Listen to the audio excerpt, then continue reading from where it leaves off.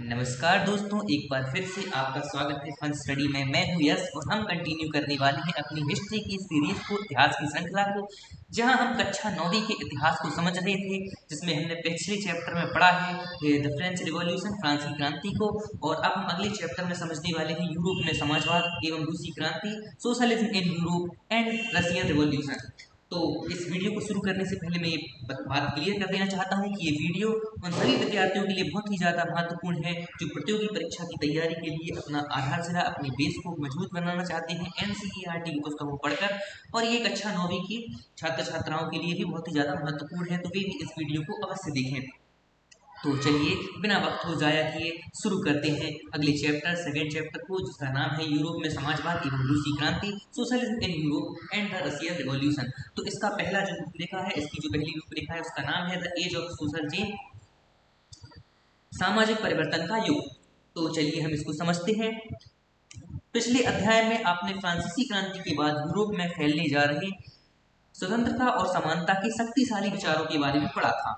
फ्रांसीसी क्रांति ने सामाजिक संरचना के क्षेत्र में आमूल परिवर्तन की संभावनाओं का सूत्रपात कर दिया था। जैसा कि आप पढ़ चुके हैं, 18वीं सदी से पहले फ्रांस का समाज मोटे तौर पर स्टेट्स और श्रेणियों में बटा हुआ था। समाज की आर्थिक और सामाजिक सत्ता पर कुलीन वर्ग और चर्च का नियंत्रण था। लेकिन क्रांति के बाद इस संरचना को बदलना संभव दिखाई देने लगा था। यूरोप और एशिया सहित दुनिया के बहुत सारे हिस्सों में व्यक्तिगत अधिकारों की स्वरूप और सामाजिक सत्ता पर इसका नियंत्रण हो, इस पर चर्चा छिड़ गई। भारत में भी राजा राम मोहन राय और डेरोजियो ने फ्रांसीसी क्रांति के महत्व का उल्लेख किया और भी बहुत सारे लोग क्रांति पश्चात यूरोप की स्थितियों के बारे में चल रही बहस में कूद पड़े। आगे चलकर उपनिवेशों में घटी घटनाओं ने भी इन विचारों को एक नया रूप प्रदान करने में योगदान दिया। मगर यूरोप में भी सभी लोग आमूल समाज परिवर्तन के पक्ष में नहीं थे। इस सवाल पर सबकी अलग अलग राय थी। बहुत सारे लोग बदलाव के लिए तो तैयार थे, लेकिन वह चाहते थे कि यह बदलाव धीरे धीरे हो। एक खेमा मानता था कि समाज का आमूल पुनर्गठन जरूरी है। कुछ रूढ़िवादी थे यानी कंजर्वेटिव थे, कुछ उदारवादी थे यानी लिबरल या अमूल परिवर्तनवादी थे, रेडिकल थे। और इन सब समाधानों के पक्ष में अलग अलग तबके बटे हुए थे। उस समय के संदर्भ में इन शब्दों का क्या मतलब था, राजनीति की इन धाराओं से क्या फर्क थे और कौन कौन सी बातें थी जो समान थी। क्या हमें ध्यान रखना चाहिए कि इन शब्दों का अर्थ हर काल और परिवेश में एक सा नहीं होता है। तो हम इनको अलग अलग समझेंगे कि यहाँ इस परिवेश में इन सभी शब्दों का क्या अर्थ है, लिबरल्स, रेडिकल्स और कंजर्वेटिव से क्या अर्थ है यहाँ पर। चलिए हम समझते हैं। लिबरल्स यानी कि उदारवादी। अगली जो रूपरेखा है उसका नाम है लिबरल्स, रेडिकल्स एंड कंजर्वेटिव्स, यानी उदारवादी, रेडिकल और रूढ़िवादी। तो समाज परिवर्तन के समर्थकों में एक समूह उदारवादियों का था, लिबरल्स का था। उदारवादी चाहते थे ऐसा राष्ट्र जिसमें सभी धर्मों को बराबर का सम्मान और जगह मिले। शायद आप जानते होंगे कि उस समय यूरोप के देशों में प्राय किसी एक धर्म को भी ज्यादा महत्व दिया जाता था। ब्रिटेन की सरकार चर्च ऑफ इंग्लैंड का समर्थन करती थी, ऑस्ट्रिया और स्पेन कैथोलिक चर्च के समर्थक थे। उदारवादी समूह वंश आधारित शासकों की अनियंत्रित सत्ता के भी विरोधी थे। वे सरकार के समक्ष व्यक्ति मात्र के अधिकारों की रक्षा के पक्षधर थे। उनका कहना था कि सरकार को किसी के अधिकारों का हनन करने या उन्हें छीनने का अधिकार नहीं दिया जाना चाहिए। यह समूह प्रतिनिधित्व पर आधारित एक ऐसी निर्वाचित सरकार के पक्ष में था जो शासकों और अफसरों के प्रभाव से मुक्त और सुप्रशिक्षित न्यायपालिका द्वारा स्थापित किए गए कानूनों के अनुसार शासन कार्य चलाए। पर यह समूह लोकतंत्रवादी नहीं था। ये लोग सार्वभौमिक वयस्क मताधिकार यानी सभी नागरिकों को वोट का अधिकार देने के पक्ष में नहीं थे। उनका मानना था कि वोट का अधिकार केवल संपत्तिधारियों को ही मिलना चाहिए। तो यहाँ पर हमने समझा कि उदारवादी क्या चाहते थे। उदारवादी एक तरफ तो एक धर्म के विरुद्ध में थे। उनका मानना था कि सभी धर्मों को बराबर जगह मिलना चाहिए, बराबर सम्मान मिलना चाहिए। लेकिन वहीं दूसरी तरफ उनकी कुछ जो सोच थी वो गलत भी थी। जिस तरह से उन्होंने सोचा कि वो लोकतंत्रवादी नहीं थे और वो चाहते थे कि केवल जो संपत्तिधारी लोग हैं उन्हें ही वोट का अधिकार दो, सबको वोट का अधिकार ना दिया जाए। ऐसी उनकी सोच थी, ऐसी उनकी विचारधारा थी। अब हम समझेंगे कि रेडिकल्स का क्या मानना था, उनकी क्या विचारधारा थी। इसके विपरीत रेडिकल समूह के लोग ऐसी सरकार के पक्ष में थे जो सरकार की आबादी के बहुमत के समर्थन पर आधारित थे। इनमें से बहुत सारे लोग महिला मताधिकार आंदोलन के भी समर्थक थे। उदारवादियों के विपरीत ये लोग बड़ी जमींदारों और संपन्न उद्योगपतियों को प्राप्त किसी भी तरह के विशेष अधिकारों के खिलाफ थे। वे निजी संपत्ति के विरोधी नहीं थे, लेकिन केवल कुछ लोगों के पास संपत्ति के संकेंद्रण का विरोध जरूर करते थे। उनका ऐसा मानना था कि जो सारी संपत्ति है वो किसी एक के पास केंद्रित ना रहे, व्यक्तिगत रूप से केंद्रित ना रहे, वह बटी हुई हो। हालांकि वे पूरी तरह से निजी संपत्ति के विरोध में नहीं थे। तो यहाँ पर रेडिकल्स के बारे में हमने समझा कि कैसे वो सरकार जो थी वो आबादी के बहुमत के समर्थन पर बनाना चाहते थे, लेकिन उनका एक चीज को लेकर जो था वो अच्छा विचार था, जैसे वो महिला मताधिकार आंदोलन के भी समर्थक थे, और उनका ये भी मानना था कि निजी संपत्ति जो है उसका विरोध होना चाहिए। एक ही व्यक्ति के पास सारी संपत्ति केंद्रित नहीं होनी चाहिए। निजी संपत्ति हो सकती है पर उसका पूरा का पूरा संकेंद्रण जो हो वो एक ही व्यक्ति के पास ना हो, कंसंट्रेशन जो हो एक ही प्रॉपर्टी का एक कंसंट्रेशन एक ही व्यक्ति के पास ना हो। अब समझते हैं कंजर्वेटिव्स यानी रूढ़िवादी तबका क्या चाहता था। तो रूढ़िवादी तबका रेडिकल और उदारवादी दोनों के खिलाफ था, मगर फ्रांसीसी क्रांति के बाद तो रूढ़िवादी भी बदलाव की जरूरत को स्वीकार करने लगे थे। पुराने समय में यानी 18वीं शताब्दी में रूढ़िवादी आमतौर पर परिवर्तन के विचारों का विरोध करते थे, लेकिन 19वीं सदी तक आते आते वे भी मानने लगे थे कि कुछ परिवर्तन आवश्यक हो गया है, परंतु वह चाहते थे कि अतीत का सम्मान किया जाए, अर्थात अतीत को पूरी तरह ठुकराया न जाए और बदलाव की प्रक्रिया धीमी हो। वे यही नहीं चाहते थे कि जो परिवर्तन हो वो एकदम से किया जाए, बल्कि वे चाहते थे कि धीमी धीमी प्रक्रिया से बदलाव को लाया जाए, परिवर्तन को लाया जाए। वे पहले तो शुरुआत में तो वे ऐसा चाहते ही नहीं थे कि कोई भी परिवर्तन लाया जाए, परिवर्तन के विरोध में रहते थे। पर जो फ्रेंच का रिवॉल्यूशन हुआ, फ्रांस की क्रांति हुई, उसके बाद उन्हें भी लगा कि परिवर्तन आवश्यक हो गया है। तो यहाँ पर हमने तीनों तबकों की विचारधारा को समझा कि उदारवादी क्या सोचते हैं, और इसके अलावा जो रेडिकल्स हैं वो क्या सोचते हैं, और जो रूढ़िवादी हैं वो क्या सोचते हैं।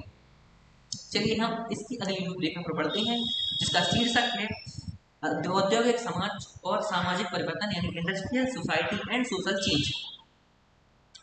तो ये राजनीतिक रुझान एक नए युग का प्रतीक था। यहाँ यह दौर गहन सामाजिक एवं आर्थिक बदलावों का था।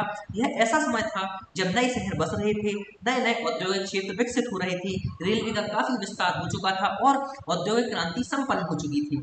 औद्योगिकीकरण ने औरतों, आदमियों और बच्चों सबको कारखानों में ला दिया था। सारे जो लोग थे, बच्चे, आदमी और औरत, ये सब फैक्ट्रीज में जमा होने लगे थे, कारखानों में जुड़ने लगे थे काम के लिए। काम की घंटे यानी पाली बहुत लंबी होती थी और मजदूरी बहुत कम थी, यानी काम करने का समय जो था वो बहुत अधिक हुआ करता था, जबकि मजदूरी या उसके जो पैसे दिए जाते थे वो बहुत ही ज्यादा कम दिए जाते थे। बेरोजगारी आम समस्या थी। औद्योगिक वस्तुओं की मांग में गिरावट आ रही थी, और उसके आ जाने पर तो बेरोजगारी और ज्यादा बढ़ जाती थी। जैसे ही औद्योगिक वस्तुओं की मांग में गिरावट होती थी, बेरोजगारी और ज्यादा बढ़ने लगती थी, काम की कमी होने लगती थी, शहर तेजी से बसते और फैलते जा रहे थे, इसलिए आवास और साफ सफाई का काम भी मुश्किल होता जा रहा था। उदारवादी और रेडिकल दोनों ही इन समस्याओं का हल खोजने की कोशिश कर रहे थे। लगभग सभी उद्योग व्यक्तिगत स्वामित्व में थे, यानी ज्यादातर जो इंडस्ट्रीज थी, ज्यादातर जो उद्योग थे वो एक ही व्यक्ति इंडिविजुअल्स के हाथ में हुआ करते थे, बहुत ही मुट्ठी भर लोगों के हाथ में हुआ करते थे। रेडिकल और उदारवादियों के पास भी काफी संपत्ति थी और उनके यहाँ भी बहुत सारे लोग नौकरी करते थे। यानी जो लिबरल और रेडिकल थे वे जिस चीज का सॉल्यूशन ढूंढ रहे थे वे भी उस प्रॉब्लम का जो है केंद्र थे। उनके पास भी बहुत सारी प्रॉपर्टीज हुआ करती थी और वे भी बहुत सारे लोगों को रोजगार दिया करते थे। उन्होंने व्यापार या औद्योगिक व्यवसायों के जरिए धन दौलत इकट्ठा की थी, इसलिए वह चाहते थे कि इस तरह के प्रयासों को ज्यादा से ज्यादा बढ़ावा दिया जाए। उन्हें लगता था कि अगर मजदूर स्वस्थ हों और नागरिक पढ़े लिखे हों तो इस व्यवस्था का भरपूर लाभ उठाया जा सकता है। ये लोग जन्मजात मिलने वाले विशेष अधिकारों के विरुद्ध थे। व्यक्तिगत प्रयास, श्रम और उद्यमशीलता में उनका गहरा विश्वास था। उनकी मान्यता थी कि यदि हरेक को व्यक्तिगत स्वतंत्रता दी जाए, गरीबों को रोजगार मिले और जिनके पास पूंजी है उन्हें बिना रोक टोक काम करने का मौका दिया जाए तो समाज तरक्की कर सकता है। इसी कारण 19वीं सदी की शुरुआती दशकों में समाज परिवर्तन के इच्छुक बहुत सारे कामकाजी स्त्री पुरुष उदारवादी और रेडिकल समूहों व पार्टियों के इर्द गिर्द गोलबंद हो गए थे। यानी कि कंजर्वेटिव्स और लिबरल्स जो हैं, लिबरल्स और रेडिकल्स जो हैं वो सोसाइटी में चेंज चाहते थे। वे ऐसा चाहते थे कि सारे के सारे जो वर्ग हैं, सारी की सारी जो श्रेणियां हैं, सबको विकास विकसित होने का मौका मिले, सबको काम करने का मौका मिले, वे स्वस्थ रहें और देश की तरक्की के लिए काम करें, देश की तरक्की हो, लोगों की तरक्की हो। इस वजह से जो तीसरे वर्ग के लोग थे, जो निचले तबके के लोग थे, वे लिबरल्स और रेडिकल्स के पक्ष में आ खड़े हुए थे। तो यहाँ पर हमने ये चीज समझ ली है।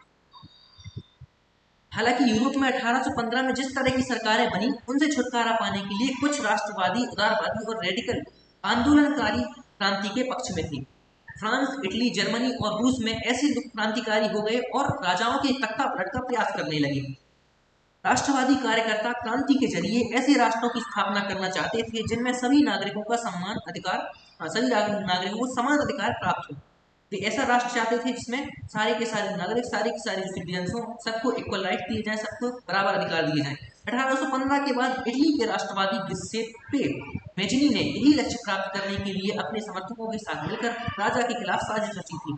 जो इटली के राष्ट्रवादी थे, जिनका नाम था गिuseppe मेजिनी, 1815 में उन्होंने भी सेम उद्देश्य के साथ एक साजिश रची थी कि राजा का तख्ता पलट किया जाए, वहां के राजा को गद्दी से हटाया जाए, ताकि जो इक्वल राइट्स यानी बराबर अधिकारों का जो वाला जो एक राष्ट्र है, उसका निर्माण किया जा सके। भारत सहित दुनिया भर के राष्ट्रवादी उसकी रचनाओं को पढ़ते थे। यानी जो हमारे गिuseppe मेजिनी थे, उन्होंने ऐसी ऐसी रचनाएं की थी जिनका पठन पाठन दुनिया के अलग अलग राष्ट्रों में किया जाता था, जिससे कि ये जो सिस्टम चल रहा था राजशाही का, ये जो सिस्टम मोनार्की का चल रहा था, उसको खत्म किया जा सके, और इसका उपाय उनकी रचनाओं में ढूंढा जा रहा था।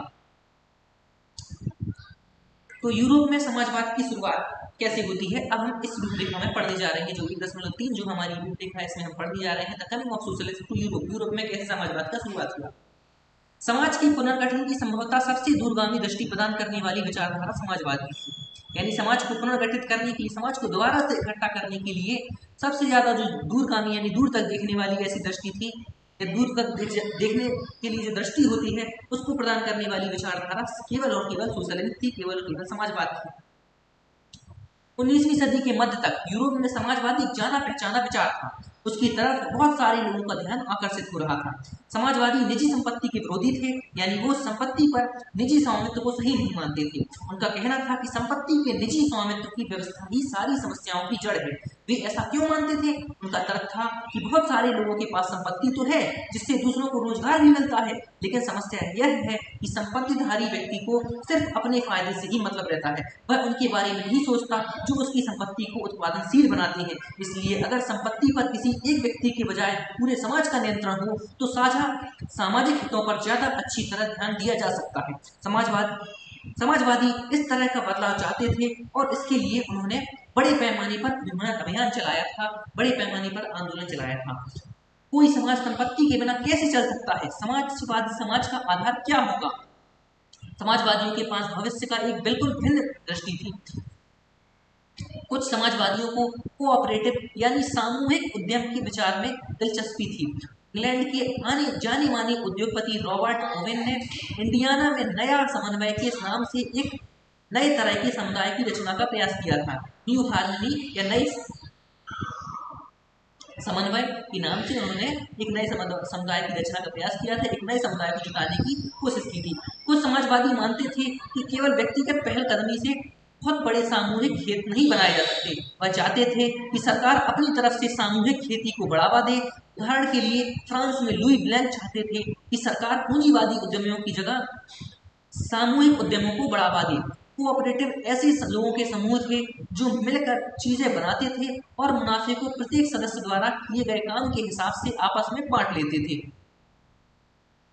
निजी संपत्ति के बारे में पूंजीवादी और समाजवादी विचारधारा के बीच दो अंतर हो सकते हैं, जिनको आपको खोजना है। चलिए, कार्ल मार्क्स और फ्रेडरिक एंगेल्स ने इस दिशा में कई नए तर्क पेश किए। किस नई दिशा में? यानी सोशलिज्म की दिशा में, समाजवाद की दिशा में कई नए तर्क कार्ल मार्क्स और फ्रेडरिक एंगेल्स, ये दो लोग थे, बहुत ही पढ़े लिखे, बहुत ही ज्यादा नॉलेजेबल लोग थे, जिनके पास काफी ज्यादा जानकारी थी इस विषय में। तो उन्होंने कई नए तर्क ऐसे दिए थे सोशलिज्म के डायरेक्शन में। मार्क्स का विचार था कि औद्योगिक समाज पूंजीवादी समाज है, यानी कि जो इंडस्ट्रियलिस्ट जो सोसाइटी है वो पूरी तरह से कैपिटलिस्ट सोसाइटी है।